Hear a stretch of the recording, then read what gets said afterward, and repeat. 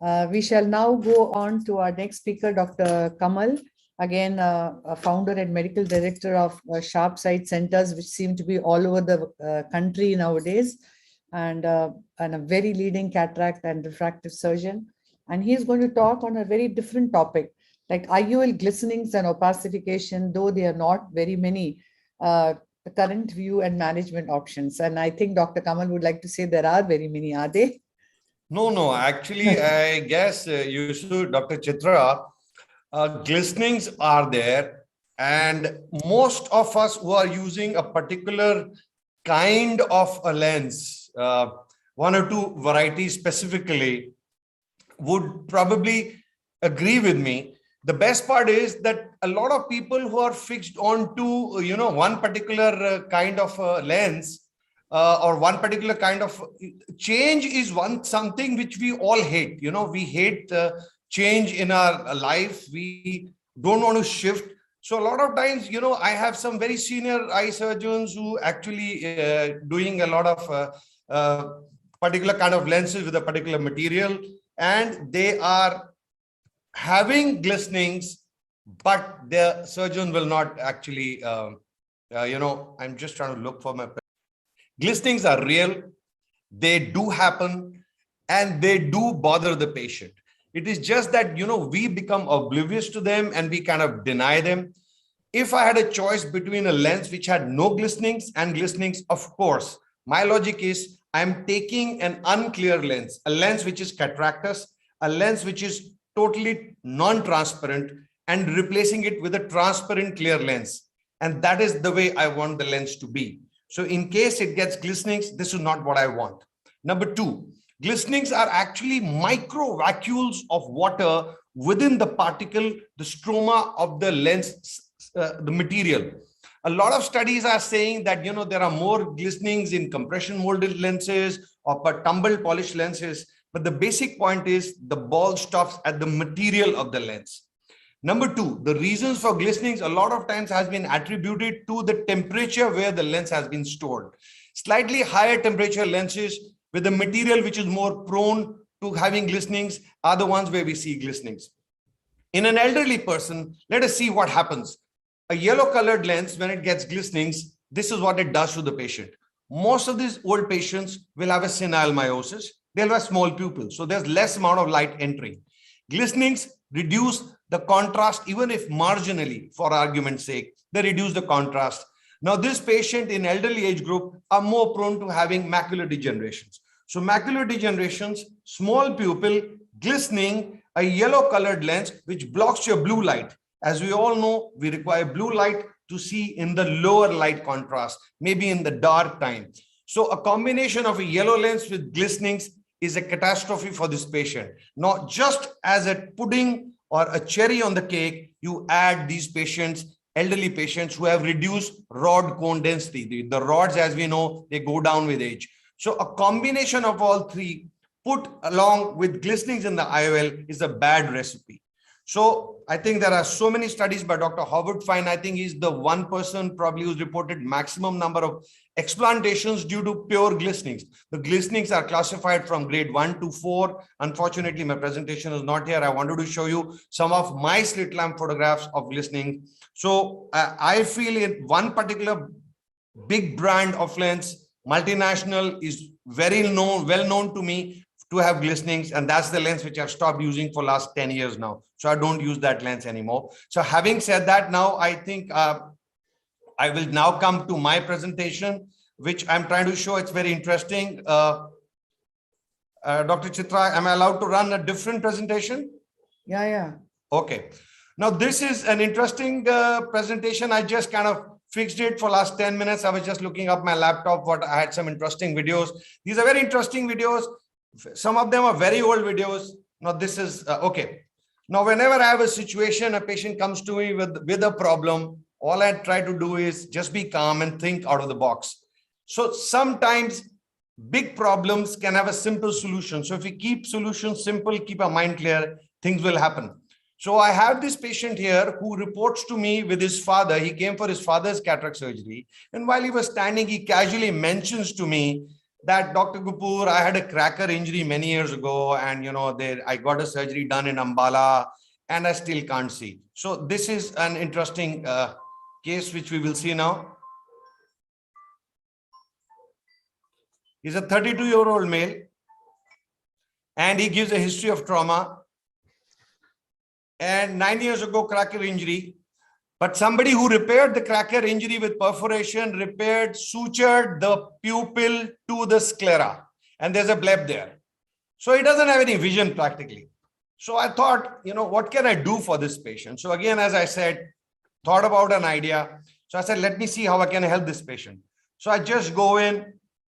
I just decide to put in a viscoelastic, go in with a vitrectomy cutter. Now, some of these videos are very old. You can see, they are 3:4 ratio and bad bite rate and not very clear.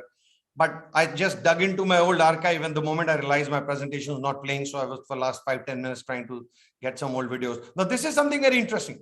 So I create a pupil in between, and I decide, okay, now this is what I do. Once this is done, I jump the video.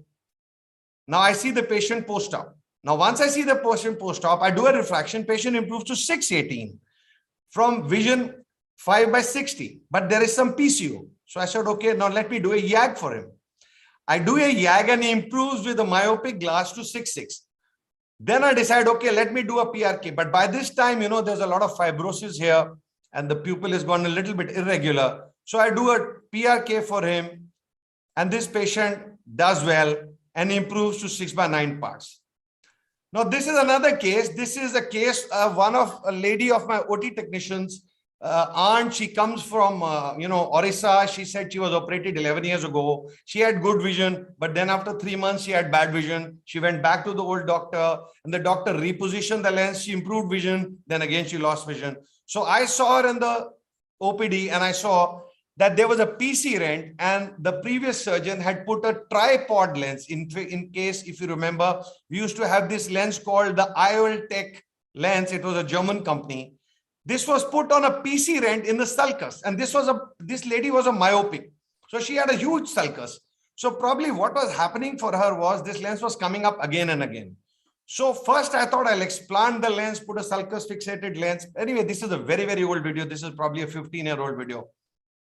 So I decided, first of all, let me do vitrectomy, because, I thought there was no vitrectomy done by the previous surgeon. So I just have one instrument with the fluid flowing in on top of the lens.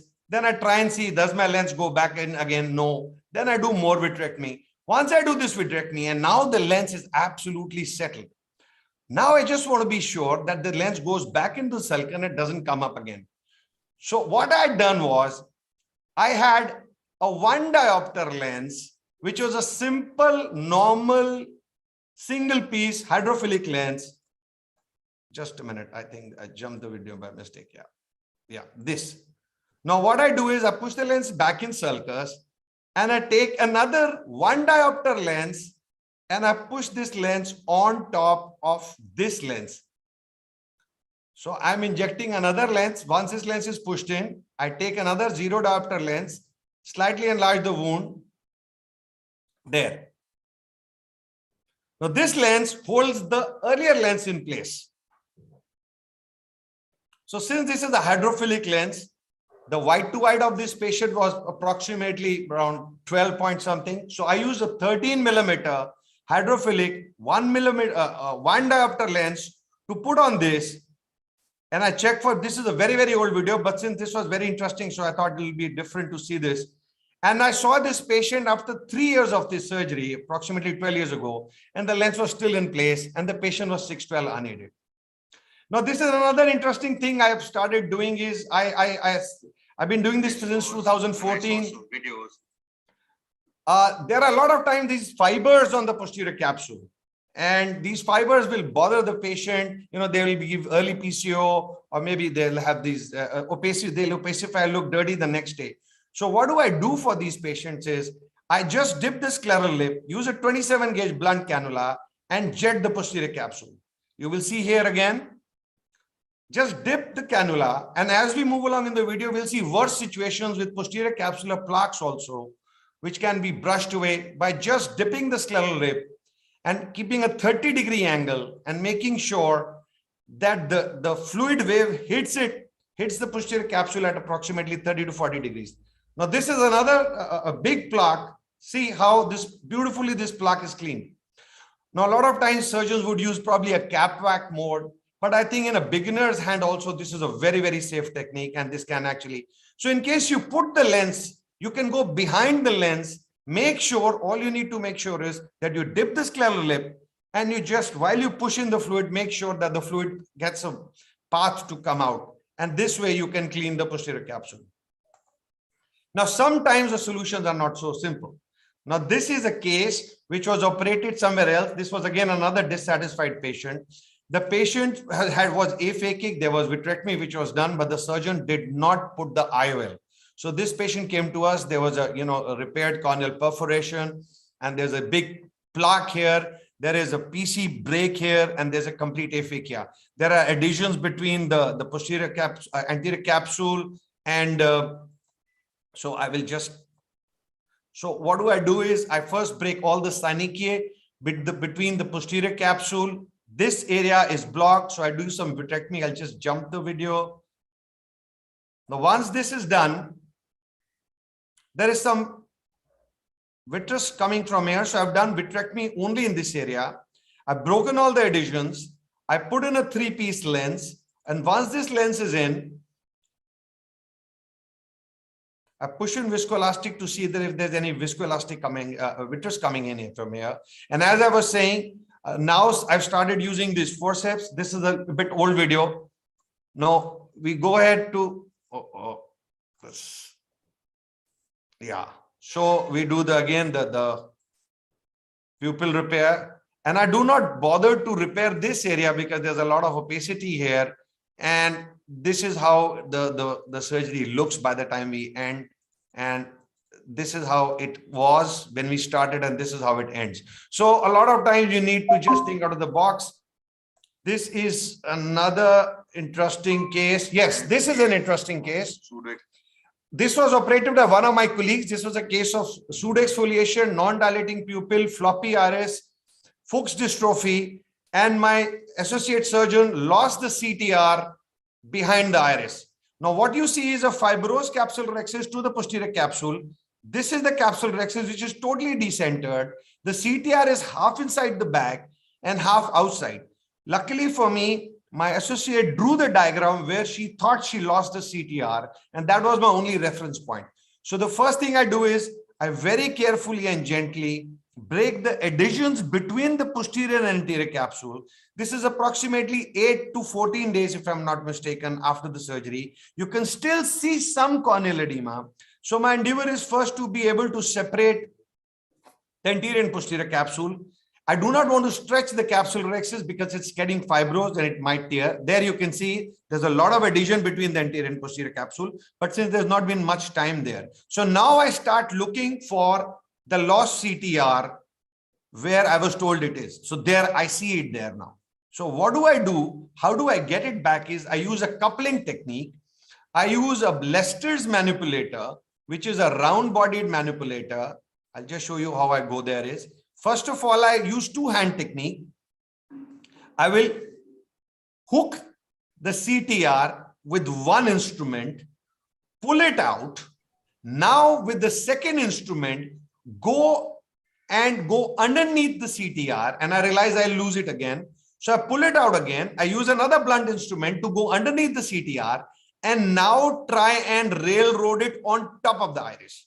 Now, once this is done, now I realize that I will need to dial the CTR in, and with the bag which is already totally subluxated, the rhexis is fibrosed. I don't want to stretch the rhexis more. So then I leave the CTR on top of the iris, go push viscoelastic, and then I use the forceps which I use for my B-hex expander to hold it at one edge and dial with the forceps the CTR bag in the back. But if I could see that this is not going to go in one go, so I decide to put in whatever I could, dial it in one part and leave the other part of the CTR on top of the iris.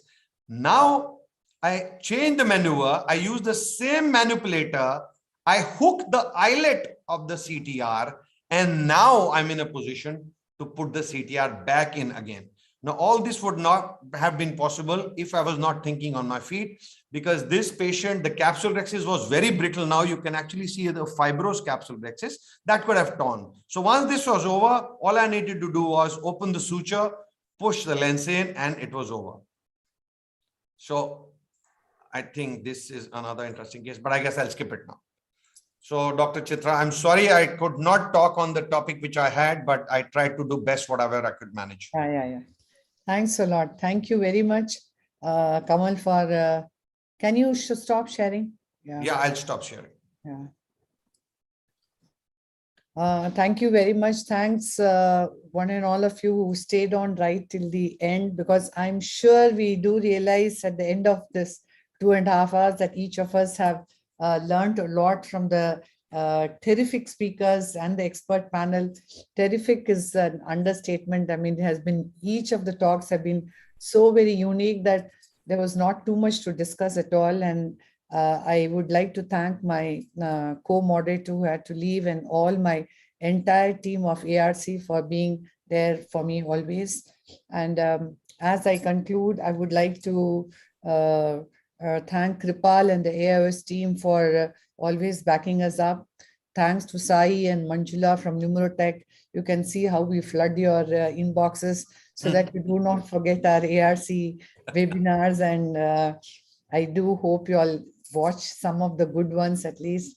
And thanks a lot to the AIOS, webinar admin, Dr. Anand Sethi and his team. You can see how meticulously and flawlessly they conduct these webinars, and you know, that's a big help for us. And a huge thanks to Entode. If you have an idea of the number of webinars I've conducted, majority or most of them have been sponsored by Entode, and that's such a big relief for us that we don't even have to worry to talk to any of the pharma companies about it. And thanks a lot to attendees. Actually, attendees always are there for us, which eggs us on to do better and better. And we are really coming up with a very nice ARC website, which has all of that placed in a very methodical manner. I do hope some of you attendees go and watch some of these amazing talks and amazing videos, which are shown every now and then.